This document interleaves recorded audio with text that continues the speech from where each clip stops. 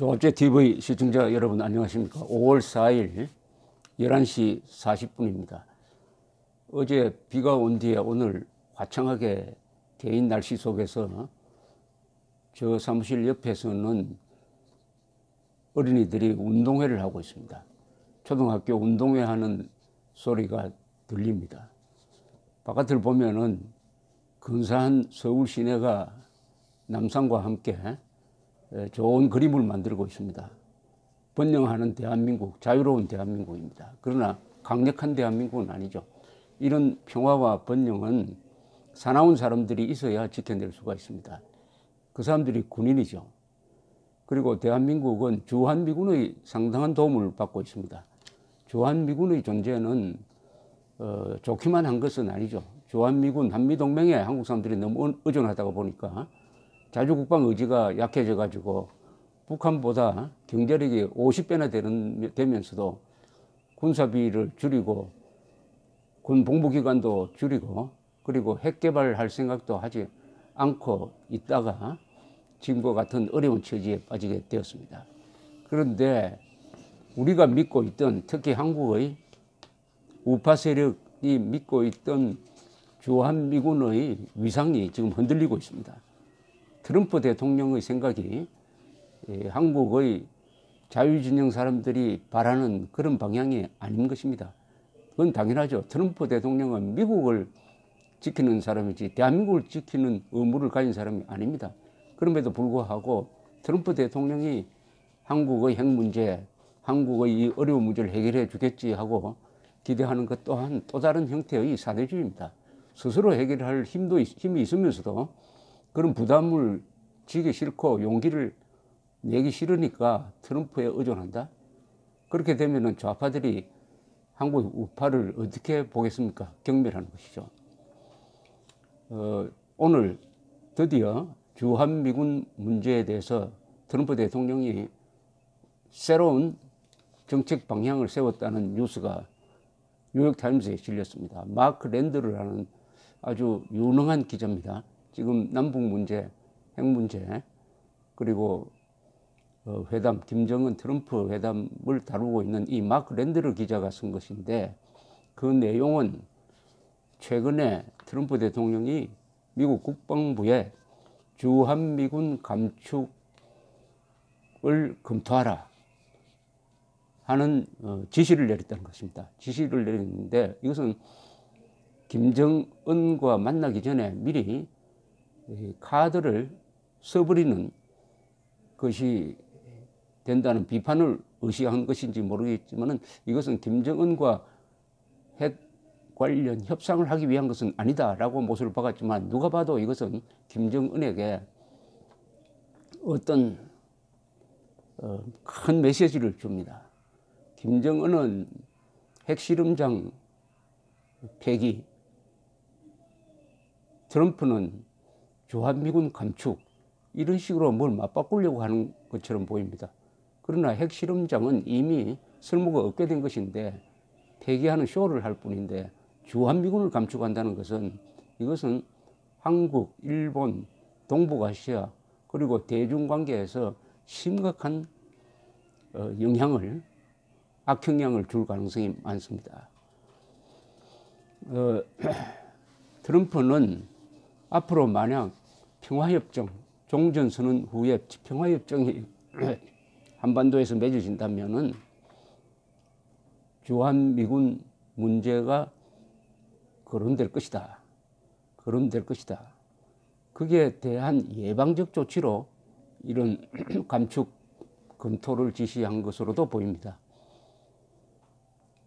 이 트럼프 대통령은 2016 선거운동 때부터 주한미군의 가치를 그렇게 중요하게 생각하지 않는 듯한 발언을 많이 했습니다. 부담비, 주둔, 주한미군의 주둔 부담을 전액 한국이 해야 된다. 한국은 지금 그중에 반은 약 8억 달러, 연간 8억 달러를 부담하고 있습니다. 그것은 모자란다. 전액 부담을 해야 된다. 안 하면 철수해야 된다. 일본도 마찬가지고요. 그렇다면 자기들 핵무기 개발하려고 할 텐데 그것도 좋다. 핵무 개발하려면 하라. 이런 식으로 공개적으로 이야기한 적이 있습니다. 그 생각의 연장선상에서 이런 미묘한 시기에 이런 미묘한 지시를 한 것으로 보입니다. 뉴욕타임스는 트럼프 대통령이 주한미군을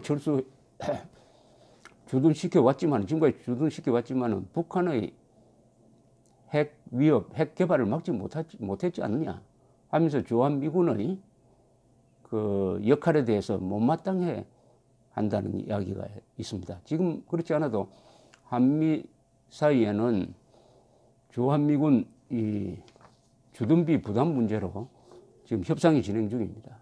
트럼프 대통령의 이 조치가 미국의 협상력을 높이기 위한 것인지 정말로 주한미군을 감축하려고 하는 것인지는 모르겠습니다.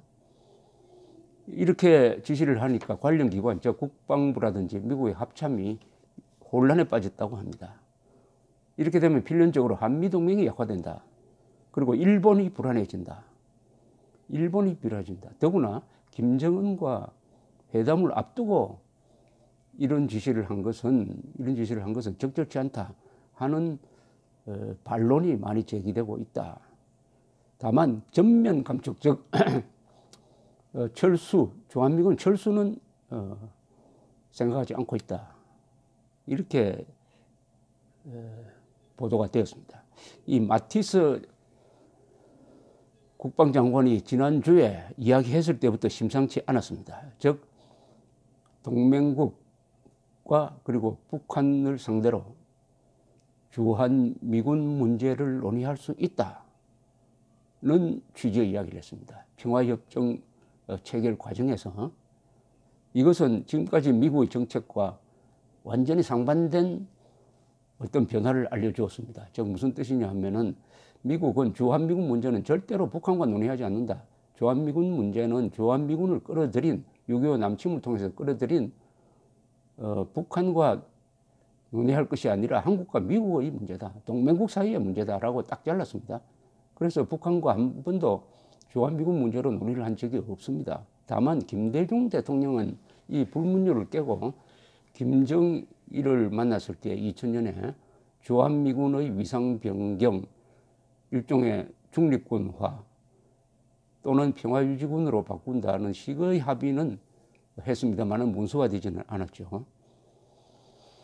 이런 현상에 대해서 빅터 차, 한때 주한 미국 대사로 내정됐다가 취소됐던 빅터 차 씨는 뭐라고 이야기하느냐 하면은 이것은 트럼프로서는 상당히 득이 되는 정책이다. 자기 지지층이라 하면 주로 공화당 지지자들인데 이들은 미국이 외국을 지키기 위해서 국가 예산을 쓰는 것을 반대하는 사람들입니다. 그러니까 공화당원들에 어필할 수 있는 것이고 더구나 예산도 절약하는 것이니까 이 카드는 정치적으로는 트럼프 대통령이 지금 중간선거를 두고 모든 것은 어떻게 하면 선거에서 이길 것이냐 하는 데 집중하고 있습니다. 그런 점에서는 괜찮은 카드인데 이것은 필연적으로 한미동맹의 축소, 한미동맹의 약화를 가져올 것이다. 이렇게 언급을 했습니다. 이 또 다른 크리스튼 워머스라는 전 국방부 차관은 직설적으로 비판을 했습니다. 김정은과 만남을 앞두고 이런 짓을 하는 것은 바보짓이다. 바보짓이라고 이렇게 이야기를 했습니다. 오바마 시절에도 한때 이 주한미군 감축이 논의되었지만 군의 반대로 좌절되었다고 합니다. 그동안에 이 주한미군의 역사를 보면은 휴전 이후에 상당한 수십만이 주둔을 하다가 결국 2개사단, 2사단, 7사단이 쭉 주둔을 하다가 1970년에 닉슨 대통령 시절에 이 7사단이 철수를 했습니다. 그러니까 7만 명이 5만 명 수준으로 줄었습니다. 그 뒤에 점점 줄다가 카터 대통령 시절에 주한미군을 철수한다는 발표가 있었습니다. 일종의 인권 외교라고 그래가지고 박정희 대통령이 인권 탄압을 한다. 거기에 대한 항의 표시로 주한미군을 철수한다고 했더니 그때 미국 군부에서 강력하게 반발했습니다. 싱글러버 장군이라는 사람은 공개적으로 기자회견을 통해서 반발하고 나중에 뭐 옷을 벗었습니다만은 그렇게 해서 결국 좌절됐습니다. 그 뒤에는 한 3만 정도가 쭉 유지되다가 이라크 전쟁 이후에 여기 있던 일부 부대가 이라크로 가면서 28,500명으로 지금 줄었습니다. 28,500명. 28,500명은 전투력도 막강하지만은 무엇보다도 상징적인 것이죠. 북한이 남침하면은 주한미군이 적극적으로 대응할 수밖에 없는 그런 상징적인 역할을 지금 하고 있고, 더구나 평택에는 어마어마한 규모의 지금 미군 기지를 새로 만들어 가지고 그쪽으로 이전을 거의 끝낸 상태입니다. 그러면은 주한미군을 감축하면은 저 평택 기지가 어떻게 되느냐 하는 것도 앞으로 좀 궁금해집니다.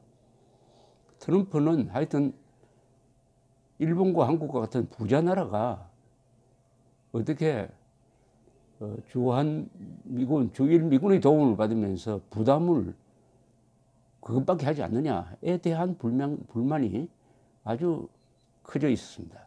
올해 초에 이 뉴욕타임스의 보도에 의하면 올해 초에 한참 북한을 때리냐 마느냐 이야기가 나올 때 트럼프 대통령은 주한미군의 가족들을 일단 철수시켜라 하는 지시를 내리려다가 존 켈리, 이 군 장성 출신이죠. 존 켈리 비서실장이 말렸다고 합니다. 그렇게 하면은 북한은 우리가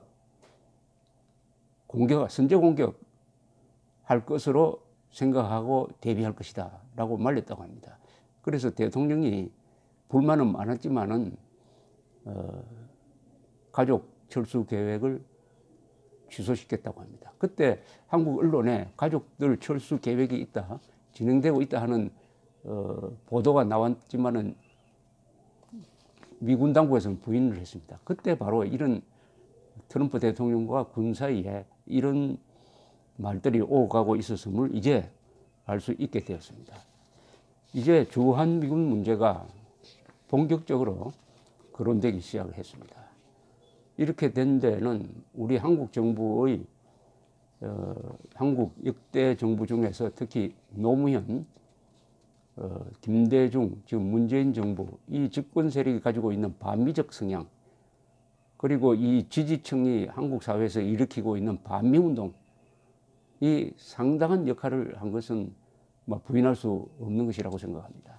특히 노무현 대통령은 주한미군의 역할을 축소시키기 위해서 여러 가지 일을 하는 과정에서 한미연합사 해체, 전시작전권 전환이라는 의미의 말을 앞세운 한미연합사 해체를 추진했습니다. 그게 10년 동안 중단되었다가 다시 문재인 대통령이 들어서면서 다시 추진을 하고 있습니다. 이 한미연합사 해체는 사실상 주한미군의 역할을 대폭 축소시키고 전쟁이 났을 때 미군의 개입 의무, 개입이라기보다 미군의 지원 의무를 상당 부분 약화시키는 거니까 이것은 북한 정권에는 편하고 대한민국 국민들한테는 불리한 정책인데, 노무현 전 대통령은 퇴임 이후에 왜 이런 정책을 폈느냐를 이야기하는 과정에서 북한 정권이 전시작전권을 미군 장성이 행사하는 것을 불안하게 생각한다 라고 해서 그 불안을 해소해 주기 위해서 전시작전권 해체를 결심했다는 이야기를 합니다. 이게 참 놀라운 사실이죠. 주한미군이 있고 한미연합사 사령관이 미군 사령관이면은 미군이 한국의 방어에 일차적인 책임이 있다는 책임의식을 확실히 하는 것인데, 그렇다면은 그것은 대한민국에는 유리하고 북한에는 불리한 겁니다. 그런데 놀랍게도 그렇게 하면은 당시 김정일이니까 김정일이가 불안하게 생각하니까 우리가 한미연합사를 해체해야 된다. 이게 노무현 대통령의 머리에는 김정일의 안전이 대한민국 국민들의 안전보다 더 중요하다 하는 생각인데, 지금 문재인 정권의 생각도 상당 부분 그 연장선상에서 이루어지고 있습니다. 대북 확성기 방송에 대해서 제일 불안한 사람은 김정은입니다. 대북 확성기 방송을 듣는 북한군은 속으로 외부 소식을 들으니까 환영합니다. 그러니까 김정은을 위해서 우리가 가지고 있는 대북 전략 수단을 폐기한다. 주한미군에 대한 생각도 문재인 정권이 내심으로는 그 정도로 생각하고 사실은 속으로는 주한미군 감축이나 철수를 환영한다고 좋아하고 있다고 보는 것이 안전하다고 생각을 합니다. 이제 대한민국에서 이 땅에서 살고 죽고 후손까지 여기서 살아야 되니까 우리는 한국에서 이사를 갈 수가 없습니다. 한민족 차원에서 생각한다면은 이제는 주한미군 문제가 나왔을 때 이제는 이스라엘과 같은 결단을 내려야죠. 이스라엘은 지금까지 수십 배의 아랍과 싸우면서 한 번도 미군의 도움을 받은 적이 없습니다. 미군을 오라고 한 적도 없습니다. 스스로의 힘으로 싸웠습니다. 그래서 핵무장 국가가 되었어요. 이제는 주한미군이 나가든지 감축된다고 하면은 우리는 핵무장할 수밖에 없습니다. 북한이 핵을 포기하든 말든 우리는 핵무장할 수밖에 없습니다. 또는 핵무장 직전까지의 기술을 가질 수밖에 없습니다. 더 이상 미국에 의존할 수 없다면 우리는 두 가지 결단을 내려야 됩니다. 핵무장 또는 핵무장 기술을 갖는 것. 그 다음에는 대한민국 안의 종북 세력, 즉 반핵 세력이죠. 반핵 세력을 일소해야 됩니다. 그러지 않으면 대한민국은 핵무장한 북한, 이제는 오히려 북한이 제공하는 핵우산 밑에서 인질로 사는 길로 갈 수밖에 없습니다. 노예냐 주인이냐 결단의 순간에 서 있고 그런 상황을 트럼프 대통령이 만들고 있다. 이렇게 정리가 됩니다. 감사합니다.